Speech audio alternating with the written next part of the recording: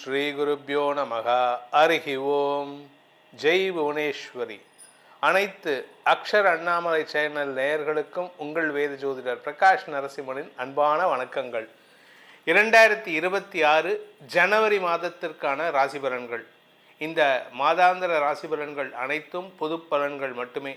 திருக்கணித பஞ்சாங்க முறைப்படி கணிக்கப்படுகின்ற இந்த பலன்கள் உங்களுக்கு சாதகமாகவோ பாதகமாகவோ நடந்திட உங்களுடைய ஜனனகால ஜாதகம் மற்றும் தசாபக்திகள் துணை நிற்க வேண்டும்.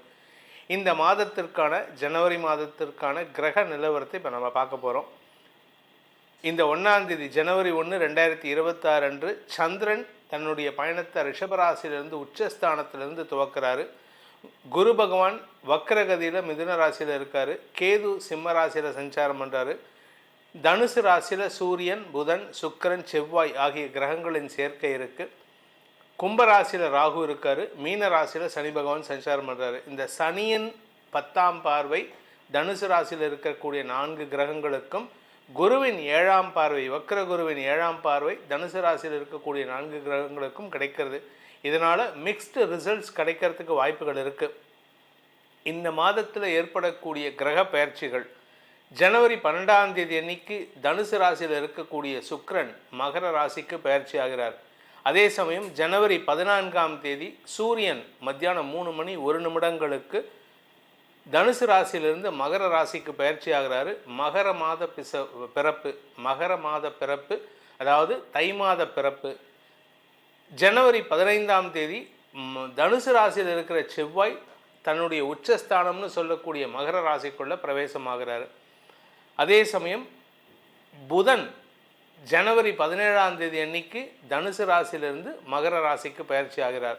ஸோ இந்த 12லேருந்து 17க்குள்ளார எல்லா கிரகங்களும் 4 கிரகங்களும் தனுசு ராசியிலிருந்து மகர ராசிக்கு பயிற்சி ஆகிறார்கள். இந்த மாதத்தில் பெரிய மாற்றங்கள் இதுதான். இது பல பேருக்கு வளர்ச்சியை தரக்கூடிய வகையில் இருக்குது. ஒரு சிலருக்கு தடுமாற்றத்தை ஏற்படுத்தும், அதாவது குழப்பத்தை ஏற்படுத்தக்கூடிய வகையில் இருக்கும்.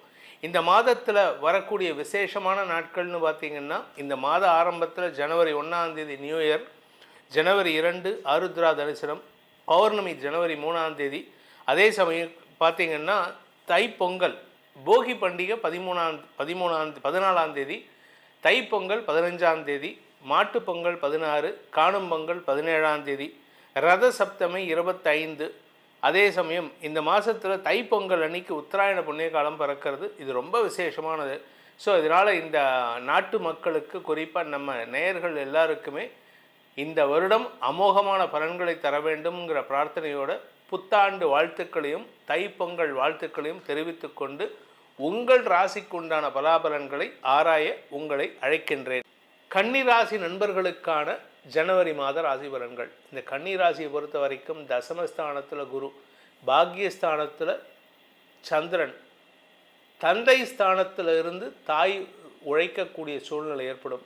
உங்களுடைய தந்தை ஸ்தானத்தில் தந்தையின் ஆரோக்கிய விஷயத்தில் செலவுகள் ஏற்படுறதுக்கு வாய்ப்பு இருக்குது.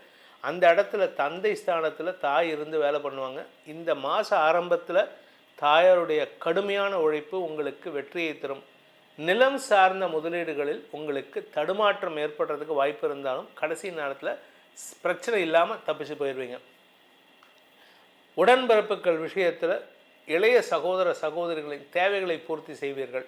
அதே சமயம் உங்களுடைய மரியாதை சம்பந்தமான முயற்சிகளில் சில இடத்துல விட்டு கொடுக்குற மாதிரி இருக்கும். அப்படி இல்லை அப்படின்னா கூட இருக்கிறவங்க, உங்கள் உறவுகள் உங்களுக்கு சங்கடத்தை ஏற்படுத்துவார்கள்.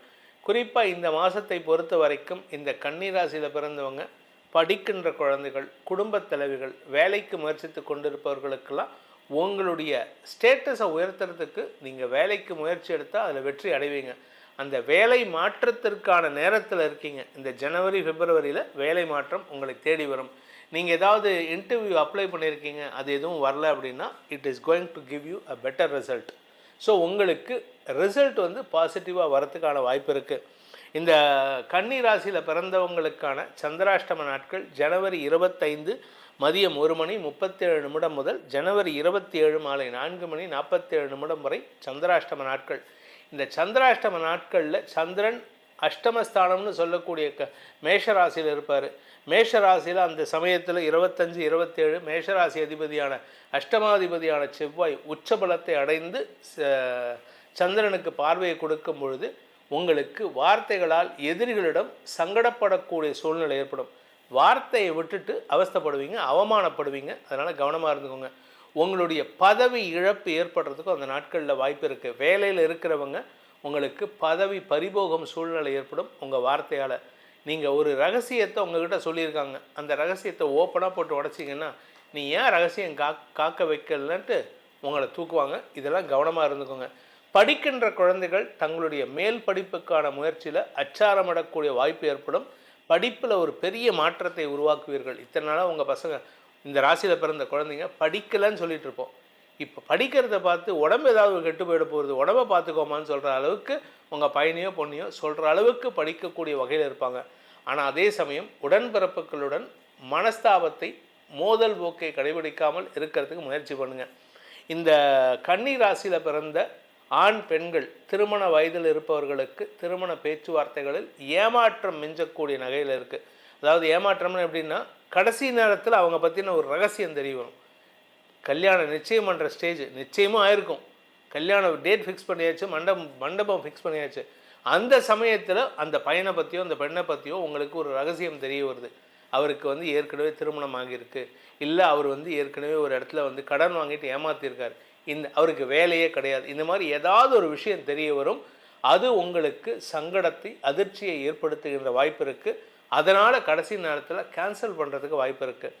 இந்த மாதத்தை பொறுத்த வரைக்கும் இந்த கன்னி ராசியில் பிறந்தவர்கள் செய்ய வேண்டிய பரிகாரம் என்ன பரிகாரம் பண்ணுன்னா, ஆஞ்சநேயரை வழிபடணும். தினமும் ஆஞ்சநேயரை வழிபடணும். நீங்கள் பல் தேய்க்கிறீங்களோ இல்லையோ, பல் தேய்ச்சி முடிச்சதுக்கப்புறம் குளிக்கிறீங்களோ இல்லையோ, அடுத்தது நீங்கள் போக வேண்டிய இடம் ஆஞ்சநேயர் கோயில் தான். வீட்டுக்கு பக்கத்தில் குட்டியூண்டு இருந்தாலும் சரி, பெருசாக இருந்தாலும் சரி, நாமக்கல் ஆஞ்சநேயர், நங்கநல்லூர் ஆஞ்சநேயராட்ட பெருசாக இருந்தாலும் சரி, இல்லை ஒரு அரை அடிக்கு ஆஞ்சநேயர் இருந்தாலும் சரி, ஆஞ்சநேயர் சன்னதியில் போயிட்டு ஒரு தடவையாவது ஹனுமன் சாலிசாவை சொல்லிவிட்டு, வீட்லேயும் சொல்லலாம், தப்பு கிடையாது, சொல்லிவிட்டு ஒரு 12 பிரதட்சணம் பண்ணிவிட்டு உங்கள் வேலையை பாருங்கள். உங்கள் வாழ்க்கையில் வரக்கூடிய தோல்விகள் அற்ற சூழ்நிலையை இந்த ஆஞ்சநேயர் ஏற்படுத்தி கொடுத்து உங்கள் வாழ்க்கையில் அவமானங்களிலிருந்தும் தப்பான நட்புகளிலிருந்தும் உங்களை காத்து கொள்வதற்குண்டான உபாயத்தை அந்த அஞ்சனை மைந்தன் ஏற்படுத்தி கொடுத்து உங்களை பாதுகாப்பாக ரட்சித்திடுவார். இந்த மாதத்திற்கான ஜனவரி மாதத்திற்கான பலன்கள் உங்களுக்கு சாதக பாதங்களை அலசி ஆராய்ந்து கொடுப்பதில் பெருமகிழ்ச்சி கொள்கிறேன். இந்த மாதத்தில் வரக்கூடிய விசேஷமான நாட்களையும் சொல்லியிருக்கேன். இந்த மாதத்திற்கான பலன்கள் உங்களுக்கு சாதகமாக நடக்கிறதா பாதகமாக நடக்கிறதாங்கிறத ராசிக்கு நம்ம சொல்லியிருக்கோம். ஆனால் உங்கள் ஜாதகத்துக்கு எப்படி இருக்கும் அப்படிங்கிறத தெரிஞ்சுக்கணும்னு ஆசைப்படுறவங்க கீழே கொடுக்கப்பட்டுள்ள கைபேசி எண்கள், வாட்ஸ்அப் எண்களில் தொடர்பு கொண்டு பலன்களை ஆராய்ந்து தெரிந்து கொள்ளலாம். இதற்கு கட்டணம் உண்டு. வெளியூரில் இருக்கிறவங்க நேரில் வர முடிஞ்சாலோ, இல்லை சென்னையில் இருக்கிறவங்க நேரில் வர முடிஞ்சாலோ வாட்ஸ்அப்பில் டைரெக்டாக அப்பாயின்மெண்ட் வாங்கிட்டு வரலாம். இல்லாட்டி மற்றொரு எண்ணில் நீங்கள் உங்களுடைய பிறந்த விவரங்களை தெளிந்து கொண்டு ஷேர் பண்ணி அதன் மூலமாகவும் பலன்களை அறிந்து கொள்ளலாம். அதற்கு கட்டணம் உண்டு. இதன் மூலமாக இந்த 2026 ஜனவரி மாதத்தில் உங்களுக்கு நற்பலன்கள் வாரி வழங்க வேண்டும் எனும் அடியேனின் பிரார்த்தனையை சமர்ப்பித்து உங்கள் அனைவருக்கும் நல்வாழ்த்துக்களை தெரிவித்துக் கொண்டு உங்களிடமிருந்து விடைபெறுவது உங்கள் வேத ஜோதிடர் பிரகாஷ் நரசிம்மனின் அன்பான வணக்கங்களுடன். நன்றி, வணக்கம்.